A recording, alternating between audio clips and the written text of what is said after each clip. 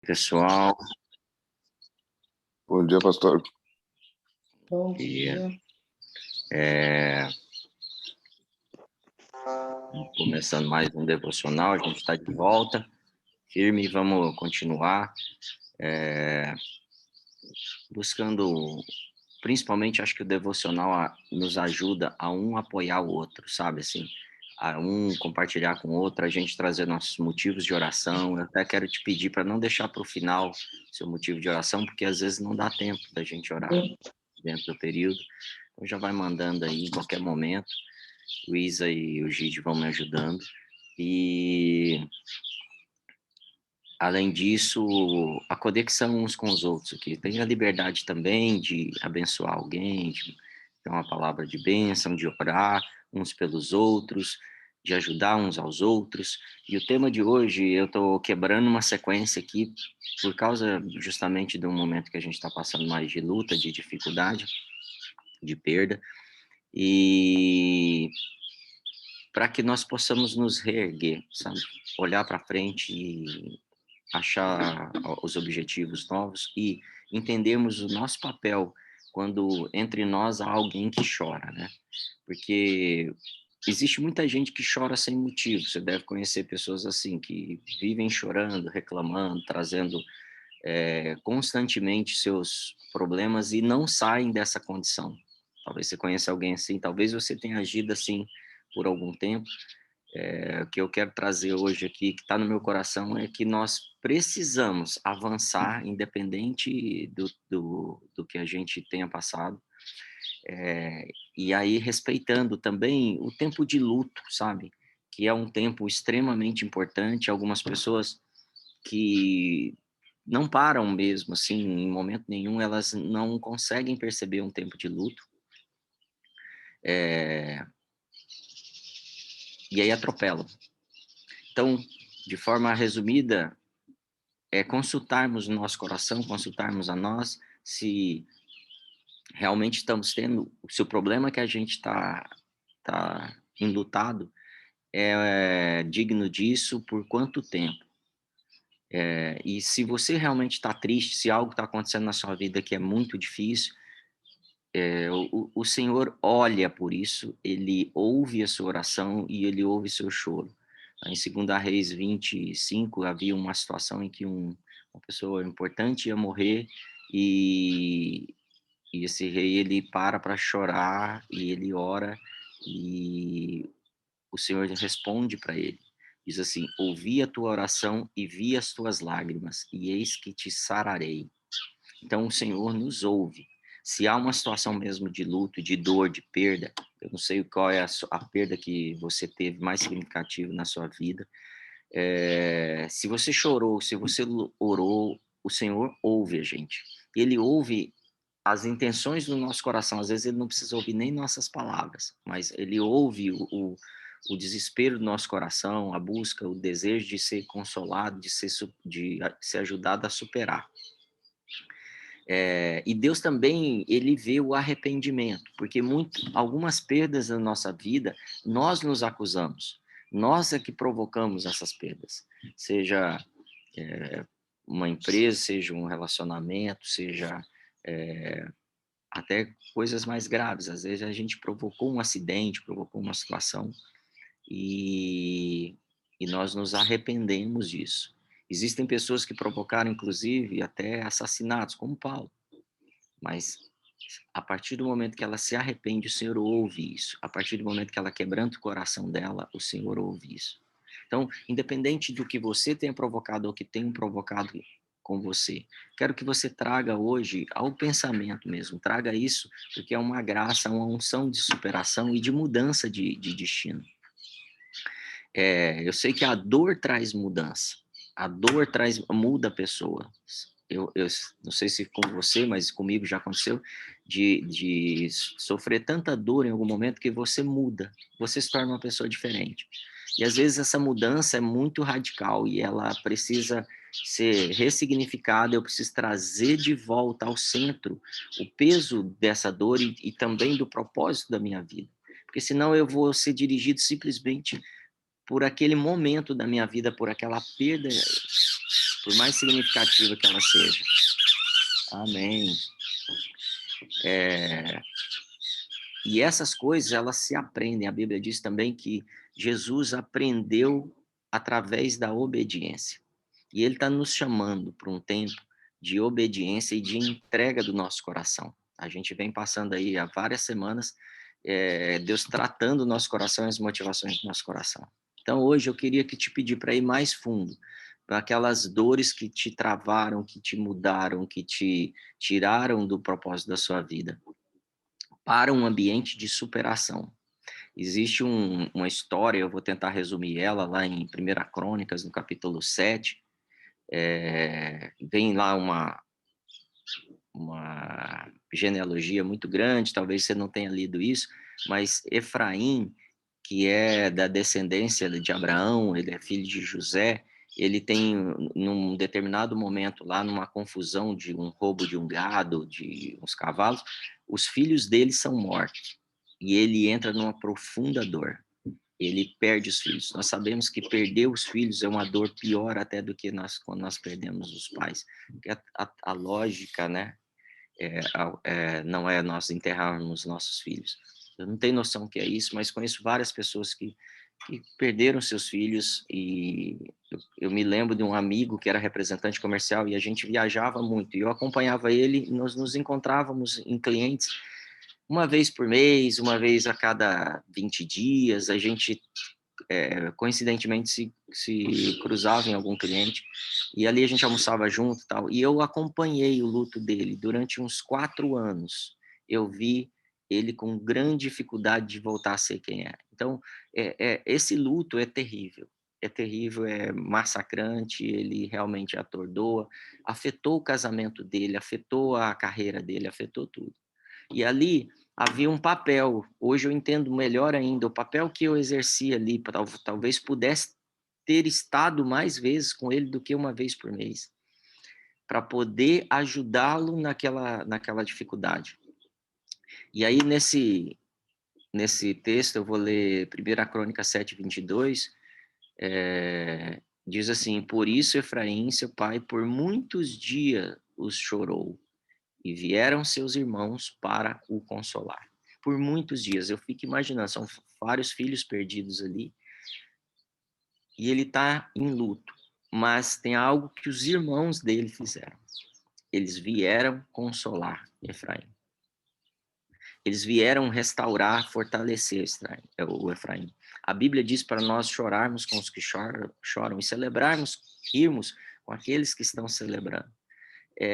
A Bíblia não está falando para a gente ser bobo e tendencioso, não. Ela está falando assim: participa do que seus irmãos estão participando. Então, há um motivo, inclusive, para que eu supere o meu luto, as minhas dificuldades, porque sempre haverão pessoas precisando de apoio, pessoas precisando de consolo. Talvez em volta de você tenha alguém que não perdeu um ente querido durante a pandemia, que não perdeu um emprego, mas que não tem saído de um revés, talvez de uma frustração que seja menor, mas isso signifique algo maior para essa pessoa. Então, estou te chamando agora a atenção para as pessoas em volta de você, não só você. Nesse primeiro momento, nós falamos de você. Agora, as pessoas em volta de você, talvez seu pai, talvez uma pessoa que você não está percebendo, mas há muito tempo ela não demonstra alegria. Um irmão, um amigo, um pai, um filho, uma mãe, um tio. Na verdade, a gente não sabe quanto tempo esse pai chorou. A Bíblia não mostra isso. Mas a gente sabe que os irmãos dele estavam ali. E a gente sabe que ele supera isso de alguma forma. Provavelmente porque ele estava sendo apoiado a sair dali. E o capítulo seguinte, o versículo seguinte, 23, diz assim: depois coabitou com sua mulher, e ela concebeu, teve um filho, chamado Berias, porque ia mal a sua casa.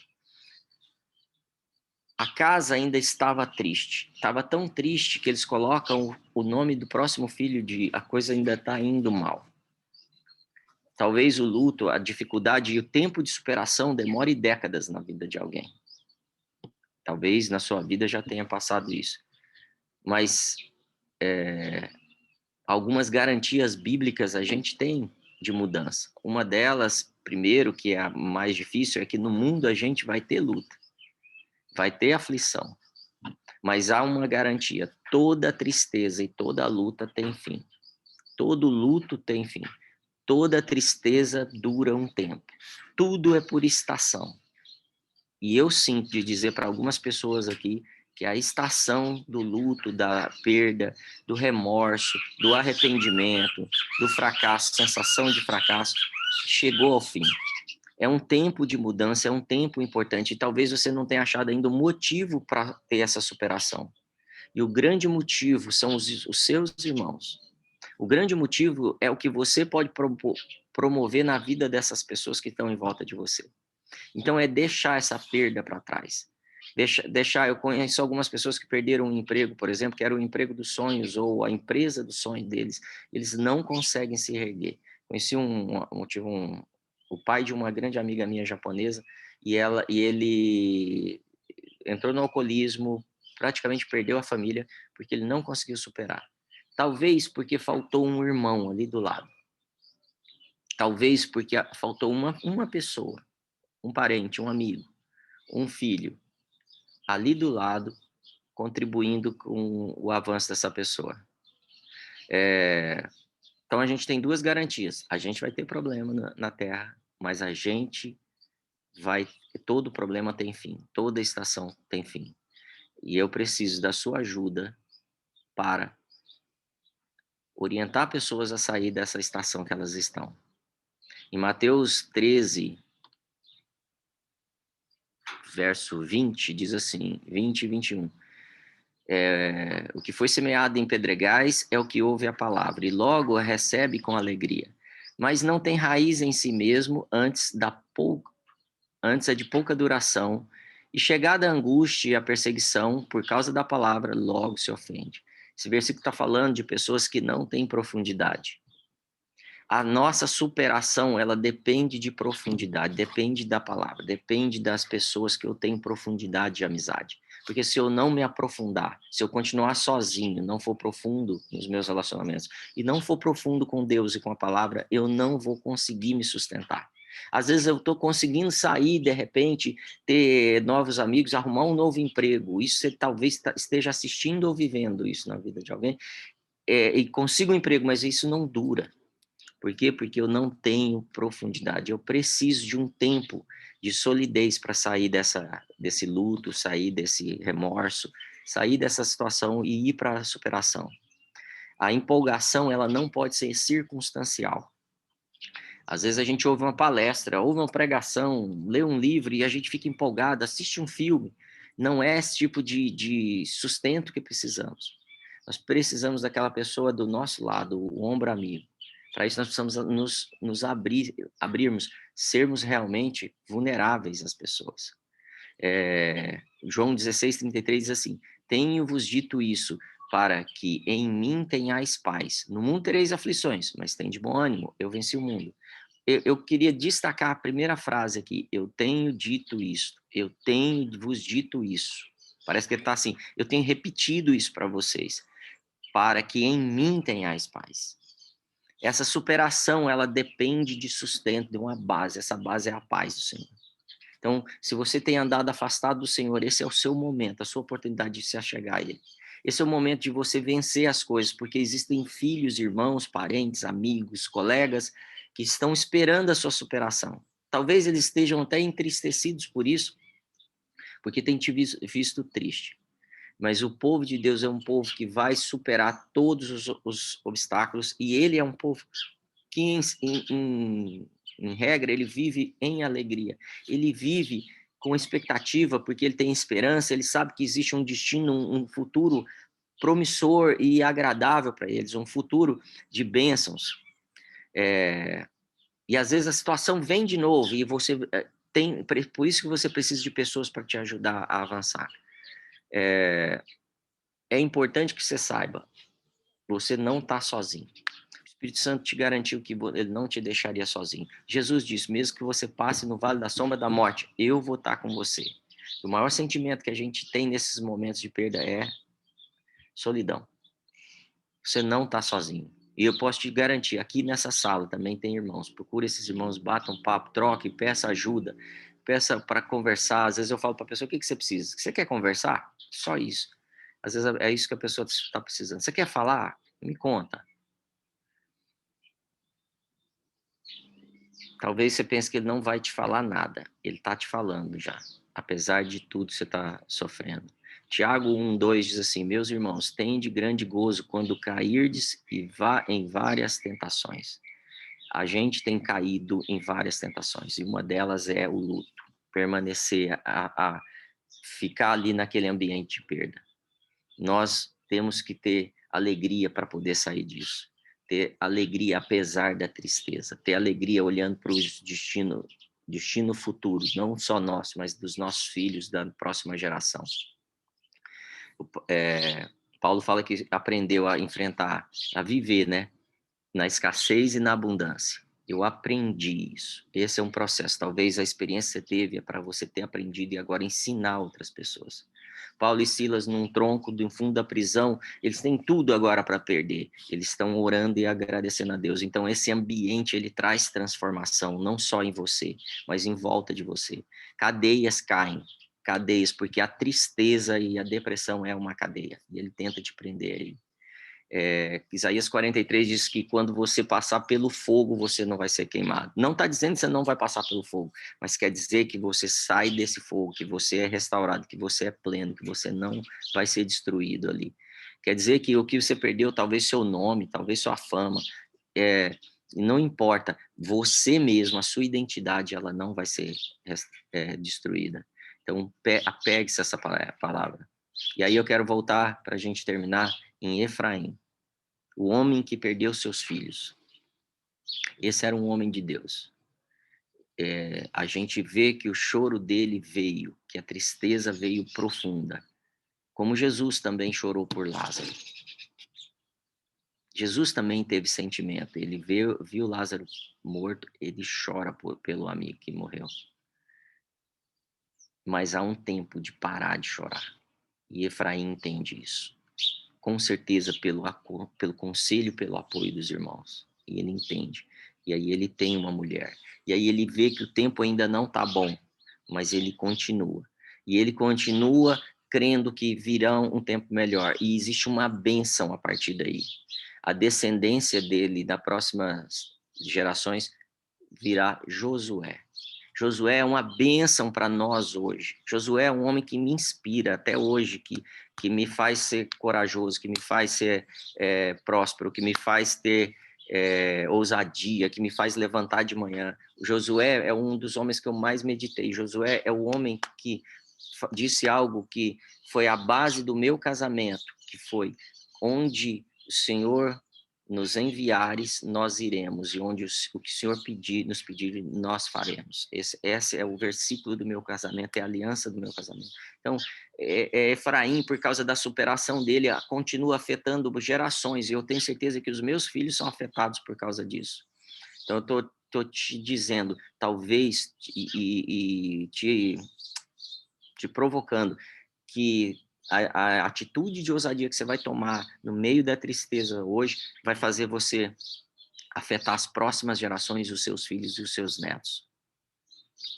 2 Coríntios 13 diz assim: sede consolados. Abre o seu coração para ser consolado. Se você tem uma necessidade, mande uma mensagem agora. Começa a mandar aqui, no direct, no privado.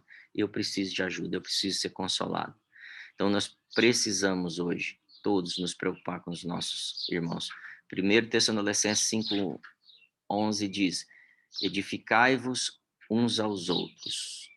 E esse é o texto que eu quero trazer hoje, principal. Edificar, sustentar, construir uns nos outros, cada um no outro, cada um olhando o seu irmão. Olha primeiro dentro da sua casa, quem precisa ser ajudado. Nós temos essa responsabilidade de consolar uns aos outros, de ajudar uns aos outros, de edificar uns aos outros. Tem gente que realmente consegue superar sozinho. Eu já tenho visto isso. Davi em Ziklag, por exemplo, ele perdeu tudo, foi tudo roubado, levaram tudo. E ele se ajoelha, as pessoas estão perseguindo ele se ajoelha e olha ao Senhor, e ele supera sozinho. Mas Às vezes, a maioria das pessoas, na verdade, não consegue isso. E esse é o meu caso, talvez o seu, de precisar de ajuda. Então, se você não tem conseguido se fortalecer sozinho em Deus, peça ajuda. Abre seu coração. Porque todos nós temos o direito de nos reerguermos. Porque o Senhor foi claro, a alegria vem ao amanhecer. A alegria vem no fim dessa estação. A alegria está disponível para nós agora. Esse texto, na verdade, ele não está falando só de lei, sabe? A Bíblia não está falando só de lei, mas ela está falando principalmente de princípios e frutos e resultados que a nossa vida pode ter. A Bíblia nos fala do direito de reerguer. Eu quero ler um versículo que eu estou procurando aqui, que é importante. Diz, 1 Coríntios 7:39 diz assim, voltando a essa questão da lei. Se falecer o seu marido, fica livre para casar com quem quiser. Esse texto é usado pela igreja, pela religião, por todos, somente para falar de lei de casamento. Ele está dizendo assim, se você não tem mais seu marido, se você não tem mais algo, se você não tem mais sua empresa, você tem o direito de começar. Você tem o direito de recomeçar. Você tem o direito de começar uma nova história. Você tem o direito de viver uma alegria nova. Eu quero que você imagine o Vale dos Ossos Secos. E aí Ezequiel falando com os ossos secos. E aí os ossos secos começando uma história nova. É assim que Deus vê a nossa vida hoje. Osso juntando com osso. Oportunidade, recurso. Ontem a gente falou de vasilhas, do que você tem em casa. Começa a juntar agora as pessoas que estão perto de você. Começa a transformar isso num novo exército, num novo time, num novo grupo, como Davi tinha os valentes dele. Começa a ser essa pessoa importante na vida dos seus irmãos agora. E cria uma nova história. Começa a perceber, criar músculo, pele, força, eles se unindo, e isso vai virar esse exército que nós precisamos na Terra hoje, de pessoas que vão sustentar uns aos outros, consolar uns aos outros. E a superação traz uma nova ligação entre a sua família. Junta com junta. Vai trazer uma nova superação, uma nova ligação. O Espírito Santo tem algo que está no meu coração muito importante para te dizer. Ele está preocupado em tirar sua dor. Receba isso. Ele está preocupado em tirar sua dor. Ele vai te abençoar e abençoar sua família, porque ele é abençoador. E tem um nome que ele usa para definir ele, que chama-se Consolador. Então comece a clamar agora pelo Consolador. Abra o seu coração essa área que não tem sido sarada. Fala, Senhor, Consolador, vem e trata essa área do meu coração. Trata esse ponto que eu não tenho conseguido superar. Essa perda que eu tive. E eu tenho certeza que você sai dessa experiência com ele consolado, você sai renovado, você sai restaurado, você sai como um consolador para os seus irmãos.